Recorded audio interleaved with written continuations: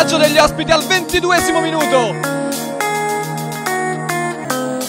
Al pressing altissimo da parte della Lanova, resiste però Tangini, scambio con Piovesanna che si gira, palla sul sinistro, conclusione, respinta del portiere, calcio d'angolo. 1 contro 1 probabilmente di Cerrotta che può arrivare in questo momento, passa ancora indietro per Piovesanna che salta un avversario, si porta la palla sul sinistro, conclude sul fondo, ottima opportunità posizione, attenzione al tiro di Gianni, respinto dall'interdizione da parte di un difensore del Santa Marinella che recupera la palla, si tratta di Piovesanna davanti al portiere, poi scarica sul fondo, ma che occasione per Piovesanna! Lancio in direzione di Piovesanna che riesce a sfruttare l'errore della difesa. Piovesanna davanti alla porta, tira, palla sul fondo e quindi 2-0 mancato da parte del Santa Marinella. È stato battuto questo angolo per il Santa Marinella che è ancora in possesso palla. Siamo al 14esimo minuto. Attenzione a questo colpo di testa e al gol 2-0 da parte di Piovesanna che aveva mancato poco prima il raddoppio ma che non ha mancato questa opportunità. Colpo di testa 2-0. Aveva portato in vantaggio la squadra di casa.